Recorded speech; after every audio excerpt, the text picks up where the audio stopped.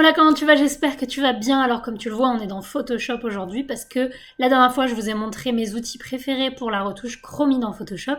Et aujourd'hui, je vais vous montrer mes deux méthodes préférées pour la retouche de peau. Comme ça, vous avez la chromie et la peau. Et normalement, vous avez de quoi retoucher vos portraits. Donc on commence avec cette image dont j'ai déjà fait la chromie. Et j'ai juste pas à retoucher la peau parce qu'on va le faire ensemble avec du coup deux méthodes différentes. Donc la première méthode, vous la connaissez par cœur si vous connaissez ma chaîne. Mais comme il y a beaucoup de nouveaux abonnés depuis un moment, je vais refaire un petit rappel. Ça s'appelle la séparation de fréquence. La séparation de fréquence, qu'est-ce que c'est? C'est le principe de séparer sur deux couches la texture et la couleur de la peau pour pouvoir retoucher l'un sans affecter l'autre. Donc la plupart du temps, on retouche la couleur de la peau parce que quand on a des imperfections sur la peau, je vais vous zoomer un petit peu, c'est généralement des changements de couleur et donc du coup on va altérer ça sans toucher à la texture de la peau. C'est ce qui va faire cette retouche très réaliste et bien faite quoi. Donc du coup pour la séparation de fréquence, vous pouvez soit la faire pas à pas, soit vous pouvez déjà l'enregistrer dans des actions Photoshop et mettre play. Pour aujourd'hui, je vais la refaire pas à pas parce qu'on va vraiment reprendre comme si vous n'aviez jamais vu ça. Donc pour la séparation de fréquence, on va se mettre sur notre calque d'arrière-plan.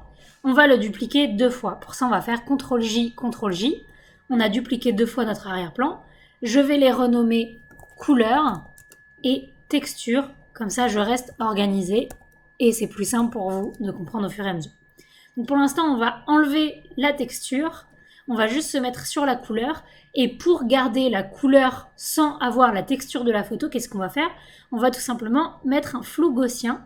Et en fait, le fait de flouter, ça va enlever la texture de la photo. Si je zoome, ça se voit beaucoup mieux. On va se mettre généralement entre 3, 2 et 3. Pas besoin que ce soit très flou. Il y a juste besoin qu'on n'ait plus la texture de la peau. Voilà. Donc, je fais OK. Ensuite, je vais me remettre sur la texture et je vais venir faire image, appliquer une image. Ici, je vais choisir la couleur et en mode de fusion, je vais choisir soustraire. Ces valeurs-là, 2 et 128, si vous ne les avez pas, c'est ça qu'il faut mettre. Si vous les avez déjà, on ne touche rien, ce sera toujours les mêmes valeurs. Je vais faire OK et ensuite je vais le passer en lumière linéaire. Et là, normalement, on va créer un groupe avec ça, CTRL G. Et si je fais avant-après, il n'y a aucune incidence pour l'instant parce qu'on n'a pas encore touché à la retouche. Donc ça, c'est ma méthode préférée personnellement. J'utilise plus celle-là que la deuxième que je vais vous montrer après, mais elle est tout à fait efficace, celle que je vais vous montrer tout à l'heure. Mais celle-ci, c'est vraiment ma préférée parce que je la trouve très précise et légère. Donc ce qu'on va faire, c'est qu'on va se mettre sur le calque couleur et on va venir prendre ici le petit outil correcteur ou l'outil pansement. On pourrait aussi utiliser l'outil pièce si on a besoin de faire des grosses zones, comme ici, mais je trouve ça un peu moins précis. Donc quand on a un shoot beauté où vraiment il va falloir aller dans le détail, je préfère utiliser l'outil correcteur. Ce que je vais faire, c'est que je vais juste changer la taille de mon pinceau ici. Je vais la faire à peu près à la taille d'une rougeur. Hop, et en fait je vais venir sélectionner une zone à côté et je vais venir peindre sur les rougeurs. Et on va faire ça petit à petit. À force, vous aurez le coup de main, je vous assure. Mais on va venir faire ça petit à petit, un petit peu partout. Alors attention, n'oubliez pas régulièrement de dézoomer et rezoomer pour voir ce que vous faites. Parce que c'est vrai que quand on a la tête très près de notre image, on n'a pas tendance à... Enfin, on peut avoir la main lourde. Et du coup, n'oubliez pas voilà, de dézoomer pour voir si la retouche reste légère. Parce que c'est ça qu'on veut. En tout cas, moi, c'est ce qui me plaît. J'aime pas du tout avoir une retouche trop forcée, avoir la peau excessivement lisse. Moi, je préfère avoir quelque chose d'assez naturel, entre gros guillemets, parce que ça reste pas naturel puisque c'est de la retouche. Mais du coup, voilà, d'avoir un rendu le plus naturel possible. Donc, je vais juste enlever les petites rougeurs, les boutons. On n'est pas obligé de tout enlever non plus. On peut laisser quelques petites taches de rousseur, etc. s'il y en a. Ça, c'est à vous de voir le style que vous voulez avoir.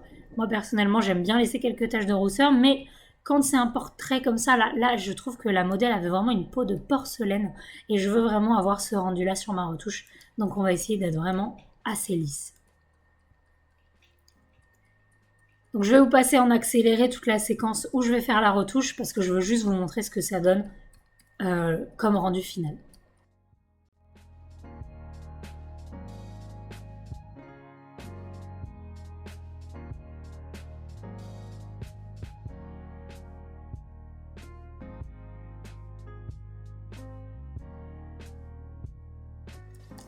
Pour ceux qui n'ont pas participé au live, j'ai parlé du fait de faire une chaîne Twitch sur laquelle je vous mettrai en fait des lives de retouches photo comme ça. Donc je me mets juste en live et puis je retouche avec vous, comme ça vous avez tout le process petit à petit et puis on discute ensemble. Donc si c'est quelque chose qui vous intéresse, dites-moi en commentaire si vous pensez que c'est une bonne idée. Et donnez-moi tous vos conseils si vous avez des conseils. Je sais que là par exemple le son et l'image sont pas ouf quand je me filme, mais c'est prévu que j'achète ce qu'il faut pour avoir une bonne qualité. Mais voilà, j'aimerais bien faire un truc Twitch, donc dites-moi en commentaire si c'est quelque chose qui vous intéresserait. Alors voilà la retouche finie, donc je vais pas vous faire la retouche du cou et des mains, même s'il faut absolument la faire toujours, n'oubliez pas, mais là c'est juste pour vous montrer la méthode. Donc on va zoomer comme ça et on va faire comme si ça n'existait pas, voilà. Et donc c'est pour vous montrer le avant-après de la séparation de fréquences. Donc on voit que c'est très léger sur le rendu général. On voit juste qu'on a lissé les petites imperfections, on a enlevé les petits boutons, enfin c'est même pas des boutons, mais voilà. On a juste lissé de manière générale la peau. Par contre, on n'a pas perdu la texture, on n'a pas juste appliqué un flou, et donc du coup, on a quelque chose d'assez clean. Voilà. Si toutefois vous trouvez que c'est encore trop fort, vous pouvez venir sur le groupe et baisser un petit peu l'opacité de ce que vous avez fait. Donc ça c'était pour la méthode numéro 1 qui est la séparation de fréquences. Donc je vais laisser le dossier ici séparation de fréquences. Pour l'instant je vais l'enlever pour qu'on reparte de l'image de base. Et je vais vous montrer la deuxième méthode qui est le Dodge and Burn. Alors le Dodge and Burn, il y a plein de manières de le faire. Je vais vous en montrer une et vous aurez qu'à regarder sur internet. Sur ma chaîne YouTube aussi, j'en avais fait plusieurs des vidéos là-dessus pour les autres méthodes. Mais là pour l'instant, je vais vous en montrer une en particulier. Donc pour le Dodge and Burn, on va venir faire un calque de courbe où on va juste mettre la courbe vers le haut et ça va s'appeler le Dodge. Et ensuite, on va faire la même chose à l'inverse, où on va venir mettre plus sombre. Et ça, on va l'appeler le burn. Oups, ça n'a pas pris comme il fallait. Voilà. Ça, on va le mettre dans un groupe. Et on va venir le mettre en mode luminosité.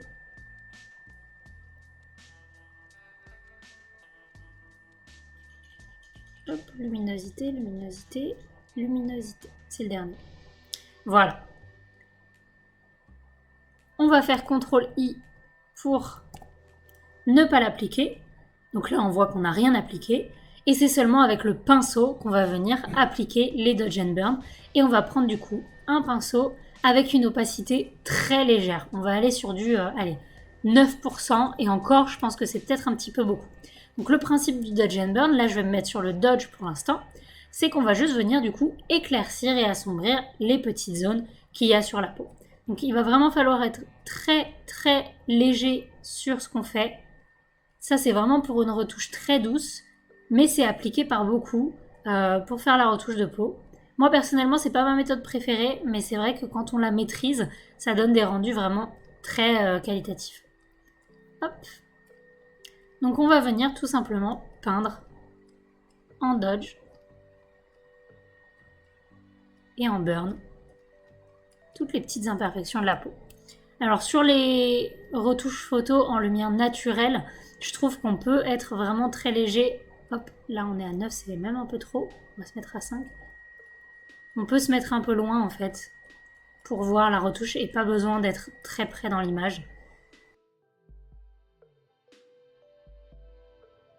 Et donc on va utiliser cette retouche-là en complément d'une correction locale sur tout ce qui est un petit peu bouton, etc. Parce que là, on va vraiment juste retoucher les teintes de la peau, mais on n'enlève pas du tout les boutons. Et donc, si on veut cumuler et avoir une retouche un petit peu plus complète, on enlève également les petits boutons, etc. avec soit un outil pièce, soit un outil correcteur. On va le faire juste après. Le Dodge and Burn, c'est super pour les cernes, par exemple, parce que ça permet d'éclaircir juste un tout petit peu sans enlever la texture, par exemple.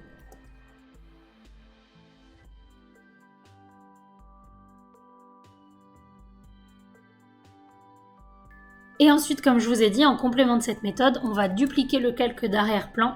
Et sur ce calque, on va juste venir enlever tout ce qui est grosses imperfections avec l'outil correcteur. Comme on n'enlève que les grosses imperfections, qu'on ne va pas partout dans la peau, on n'a pas forcément besoin de faire cette séparation de fréquence parce qu'on ne va pas vraiment altérer la texture puisqu'on reste vraiment très localisé et on ne fait pas ça partout. Donc j'enlève les grosses zones de problème de la peau. De problème, c'est un gros mot mais vous avez compris ce que je veux dire. Juste les zones où il y a quelque chose de très visible. Et où c'est pas que de la luminosité, où on voit vraiment que même dans la texture, il y a un petit bouton ou quelque chose comme ça. Ça, c'est des retouches de toute manière, que ce soit la séparation de fréquence ou le dodge and burn, ou là, je vous le fais en accéléré parce que je veux juste vous montrer la méthode, mais ça se fait en des heures si on veut être précis, enfin des heures. Ça se fait en au moins une demi-heure pour une photo si on veut être précis.